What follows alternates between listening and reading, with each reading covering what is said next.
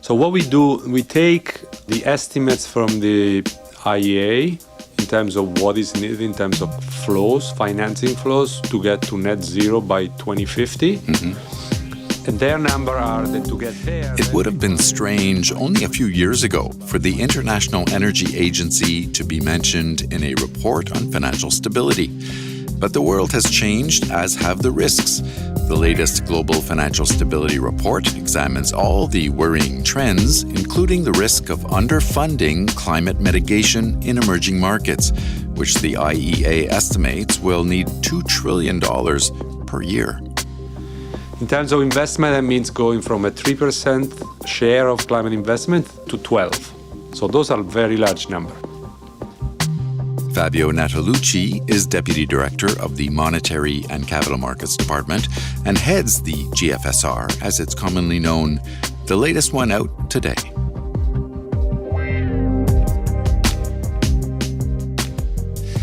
So it looks like interest rate hikes are finally having the desired effect in terms of slowing inflation, as was predicted in April's GFSR. But recovery is not happening everywhere at the same pace. In fact, we're seeing equity prices rise in some countries and slide in others, like the U.S. just recently. How might these different scenarios affect monetary policy, and what's the risk there? Okay, so I think compared to April when we last spoke, the macro backdrop has changed somewhat.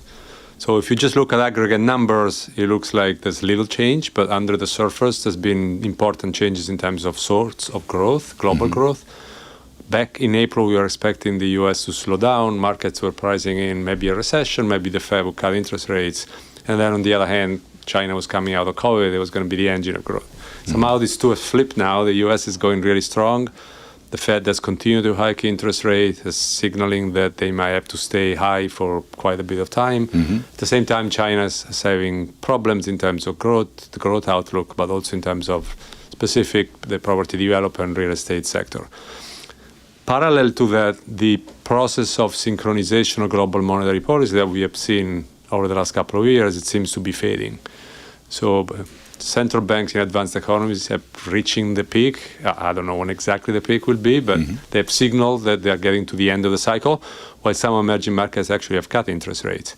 Then inflation has continued to come down, right? Not only headline inflation, although may be challenged by some oil price moves lately, but also we see some continuous slow decline of core inflation, although it remains high. Now, that macro backdrop has been what has been driving this soft lending narrative in financial markets, has supported risk asset, particularly equity credit spreads in advanced economy, but also emerging markets and asset class. And that resulted in this easing of financial condition that we have continued to see through the summer. Lately, things start changing, and I'll say a couple of words there. But that easing of financial condition, it's quite unusual for tightening cycle. Usually, the monetary policy work to central banks tighten their policy rate, financial condition tighten, aggregate demand slows, and that's how the story works. The report highlights this risk of repricing, so the risk that there is an abrupt tightening of financial condition. Maybe there is a reassessment of the inflation outlook. Markets push interest rates up, and then risk asset reprice. We have seen a little bit of this in the last couple of weeks, 2-3 weeks, maybe mid-September, where particularly U.S. interest rates have come up quite a bit, like the real interest rate part, not necessarily the inflation piece, but the actual real. And that's what matters, though, for borrowers in terms of price of capital and so on. Lastly, what has been another surprise, if you want, into this cycle has been the resilience of the emerging markets, right, as an asset class. Part, I think, because fundamentals are stronger compared to previous decades, but also because some of these countries actually hike monetary policy well ahead of the Fed. So they got some policy buffer that was able to absorb some of the pressure coming from subsequent tightening of monetary policy. Now, of course, there are differences within emerging markets, like larger investment grade have been very resilient. If you look at the upper range of the high yield, so the riskier, if you want, and the frontier, those countries have been quite significant stress, and some of them have lost access to markets. But in the report, you speak of the danger of desynchronizing of monetary policy. What exactly are you talking about? The risk is perhaps what we have seen over the last couple of weeks. Right? We have seen rates in advanced economies, particularly the U.S. interest rates, but other rates, the correlation with other advanced economies rates has been very high. So the rates complex in advanced economies is moving higher at the time when some of these emerging market central banks are actually cutting interest rate of signal that they may cut interest rates soon as inflation comes down. That divergence may put some pressure on these countries in terms of exchange rate. That would be headwind for the disinflationary processes, put pressure on capital flows and so on. Right? So at the time when essentially you see these rates moving up quite sharply in advanced economies, some of these emerging markets central banks have indicated they will be cutting. That's one of the risks. I see. So the stress on the banking system that we talked about last April seems to have subsided somewhat, and we can talk more about that a little later. But the report sees problems in other sectors that could weigh on growth. What are those sectors, and what are the risks there? Right, so in terms of assessment on financial stability, I think our assessment is that financial stability risk remain elevated, generally speaking. We have seen acute stress in the banking sector that's been subsiding, right? So what we have seen post-SVB here in the US. But there are still a weak tail of banks, and we can maybe come back, as you mentioned, come back to that. But there are also other cracks evident in the financial system in other sectors that could turn these cracks into fault lines. An example is the credit cycle. Right? We may be seeing that the credit cycle is starting to turn as some of these buffers that corporates have built post-COVID, they're starting to deflate. So a couple of examples. Interest rate coverage, so the ability to essentially pay interest rate with available cash and earnings is starting to decline in a number of countries. Still high, but coming down. Also, we're seeing the share of firms that don't have enough cash or less cash than interest or expenses is rising. It's rising across the board. Advanced economies, emerging markets, small firm and larger firm. Different levels. So, for example, in EMs, the share of firms with less ability to pay or less cash than interest rate, the level is lower in emerging markets than advanced economies, so they're doing better. But there is the directionality, so the deterioration is true also for those firms in emerging markets. So rate hikes, just moving on from there, rate hikes affect real estate, and people are always concerned about real estate, especially since the crisis. How do house prices fit into this global financial stability report? I mean, do we need to worry about the depreciating values in houses, that are driven by these high interest rates? So I'll start with what is the intended objective policy, right? Effectively, central banks are tied to make the price of borrowing money more expensive. So in the case of real estate, that means that the interest rate on mortgage is going up. Like in the US, it's crossed 7.5%. 3 years ago, you could refinance at 3%. Yeah, or less. Right? So the cost of buying a house or refinancing is much higher. But again, in part, it's the intended objective of policy. They're trying to slow down aggregate demand so that they can slow down inflation.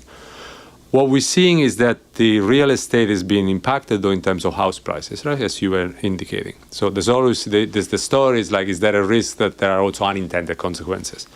What we've seen so far is that the channel of monetary policy, in some sense, in part of it, maybe has been blunted so far. We haven't seen much. So if you take, for example, the share of mortgages in the U.S. that is on fixed rate that they were refinanced before the recent time is something like 75-80%. So for those group of people, the increased cost doesn't mean much in terms of additional cost. So you're affecting essentially the marginal purchaser of new houses and those who need to refi.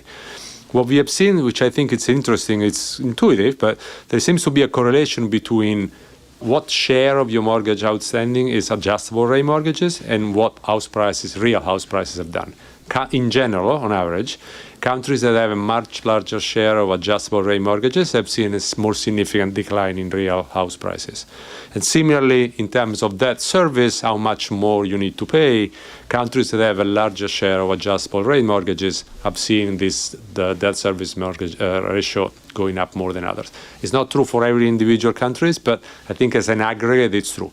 This is a way of saying that monetary policy bites more in those countries where mortgage rates move up quicker. Mm-hmm. Yeah, and in a market where mortgage rates are low, which we had for a very long time, I think the adjustable rate is probably the mortgage of preference. There are differences between countries, right? Some country structure, it's more the share of adjustable rate mortgages is larger than others. And in the US, some of those riskier, more exotic products that are reminiscent of like pre-global financial crisis, but they have not come back. So that's good news in terms of resilience of the system. So commercial real estate is also a growing concern in the report because it's so tied into the broader financial system. What's happening in the commercial real estate sector that is a risk? The commercial real estate sector is a very interesting sector, one we have been spending quite a bit of time, I think for two reasons. One is because it's been suffering both from funding structure, so interest rate moving higher, and so the cost essentially of funding the sector is going up, but also because of structural changes, right? Post-COVID. Offices, good example, working from home. So it's a combination of the funding pressure and the structural changes that is putting pressure on the sector. In the US, there's also a third dimension, which is a sector that has a confluence both of banks and non-bank financial intermediaries. So, for example, the exposure of regional and smaller banks in the US is quite high compared to the larger banks. And smaller and regional banks account for about 70% of commercial real estate outstanding. So regional and smaller banks play a large role in this sector. But then there's also a significant share of the market that is not financed through the banking sector, but outside of the banking sector, right? So there's non-bank financial lenders. Private equity, it's one example where some of the money was being channeled to commercial real estate. Now, that segment has completely dried up. So there's no money coming from private equity anymore. Commercial mortgage-backed securities, so the securitization related to commercial real estate products, that's another market that is really under pressure in terms of spreads, for example. And then there's the structural issues, right? The offices, there's a lot of press coverage of empty offices in big cities. One way to summarize is there's funding pressure and the underlying quality is deteriorating. If you look at default rates are starting to pick up in quite visible way. And if you take the default rate, particularly for the office segment, that's where you see a much more pronounced deterioration in asset quality. Yeah, and the report also takes a very close look at what's going on in China and where real estate is also a big concern. How might the slowdown in China's economy become a risk not only for China but the broader global financial system? So maybe starting with China, right? So what is still has not improved there is the confidence within the real estate sector. So we have seen different indicators, whether we look at retail sale, for example, those have been weaker, not just the private distressed property developers, but also the larger state-owned enterprises, as well as like non-distressed private firms. You also see house prices have not improved. So restoring confidence, I think that's what is needed to get this sector jump-start. We've also seen some contagion playing out in the financial sector. Not just anymore the property developers, but as we have played out in the October 21 GFSR, we had a box where we were trying to play out some of this possible contagion channel from there to the banks, to the corporates, to the local government. We have seen some of that. For example, in the summer, there's been a suspension of redemption of one of the trust funds. So this is the shadow banking and non-bank financial institutions. We also seen pressure in the local government finances, right? The so-called LGFEs, the local government funding vehicles, have seen spread widening. And just to give you a number, those LGFEs, the debt issued by these vehicles is about 45% of GDP, of Chinese GDP. That's significant. 4/5 of that is through banks, right? So those are bank loans. So that takes you now the banks into the picture. The other fifth, it's bonds that are held by a number of investors, including non-bank financial intermediaries, right? So, and then one way we have a chart in the chapter that looks essentially at three-dimensionality of this, right? So if you plot the increasing yield of these LGFEs versus the increasing yields on subordinated debt by banks and by geography, you see there's a straight correlation between stress in the LGFEs, how it plays out for banks in that sector, and how some provinces they have fiscally weaker, they've been impacted even more. And that's what I think that's what we're starting to see in terms of contagion. So at the end of the day, banks do have to navigate through all this, whether in China or outside of China, in the United States, and continue to do business, investing and lending money. How risky is it for banks these days? So what we thought we would do, we had actually devoted an entire chapter, one of the analytical chapter, on assessing the health of global banking. And we did in a way that trying to incorporate the lessons that what we have learned in March with SVB and other banks. And we have done in two pieces. One, we've done a global stress test. We have done it before, but we have updated that stress test, one, by including more banks. So we have more than 900 banks across 29 countries. And we also try to incorporate some of those channels that were evident during the March turmoil. So the feedback between liquidity and solvency, as well as to try to see what happens if central banks have liquidity facility or not. We play two scenarios. One is the WEO, the World Economic Outlook baseline, and one is an adverse, severe stagflation shock. Right? Growth goes down, negative actually, and inflation is much higher and persistent. Quick summary is that there are more than 200 banks, 215 banks globally actually, that they are weak. Weak are defined either as falling below the regulatory minima of capital or a 5 percentage point or more decline in their capital. And that accounts for about 40% of global banking assets. So it's a non-trivial share of the global bank. Now, of course, the scenario is very severe, right? So it's a severe adverse, but still. And then we have another tool we call KRI, or Key Risk Indicators, that is more forward-looking. And this is meant to be for us a tool to monitor going forward condition in banking sector, where we incorporate both traditional static balance sheet indicators on capital adequacy, asset quality, liquidity, earnings, but also market-based data, both from market pricing as well as from analyst forecast. There are like 12 indicators, and we flag banks when they fail at least 3 indicators. For example, as of Q2, there were about 85 banks that were at least being flagged by 3 indicators or more for about 26 trillion of global asset. So we're going to use this going forward to keep an eye on the health of the banking sector. And finally, the need for investment in climate mitigation has never been higher, and there has never been a time where governments, especially in emerging markets and developing countries where it's needed most, have so little fiscal space to do what they need to be doing. How can these countries attract, private sector investment to the degree that they need to? And what happens if they can't do that? So essentially, this is our chapter 3 of the GFSR.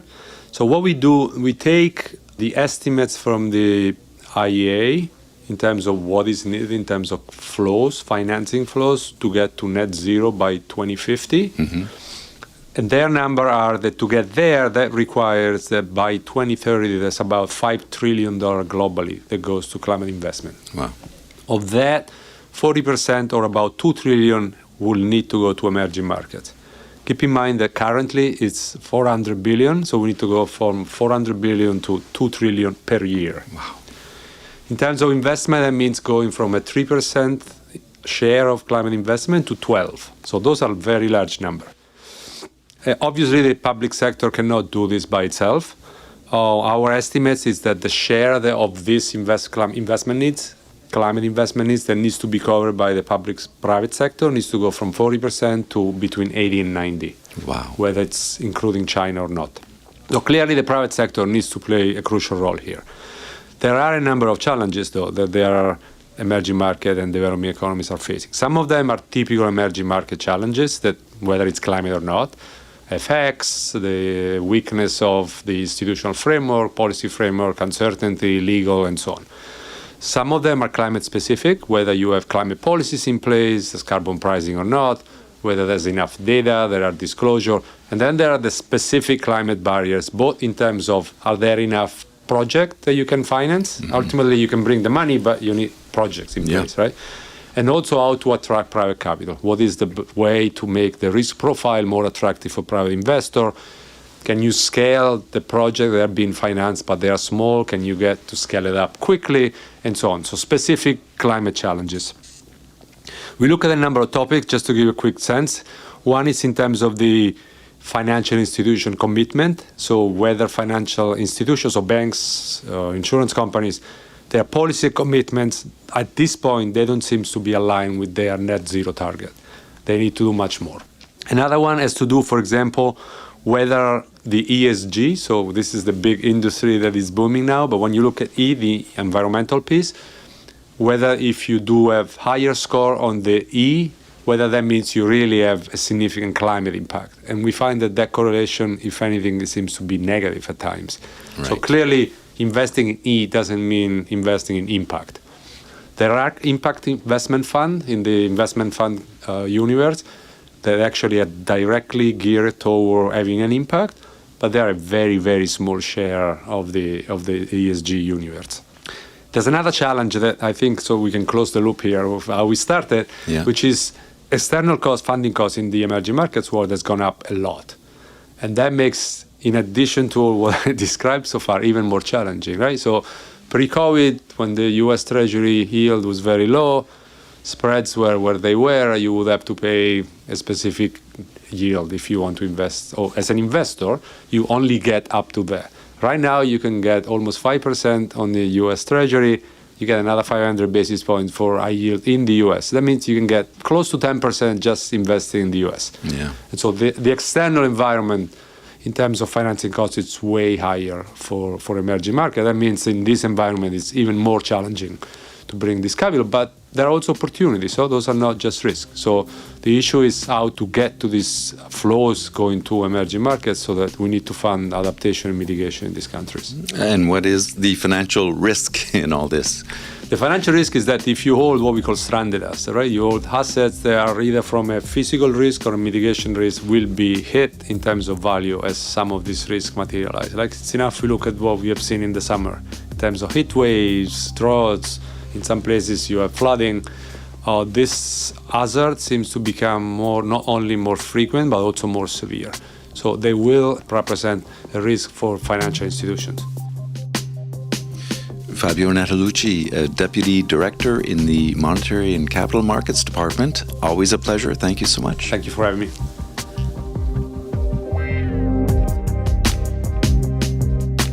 Again, Fabio Natalucci is Deputy Director in the Monetary and Capital Markets Department and heads the Global Financial Stability Report, the latest one of which was published earlier today.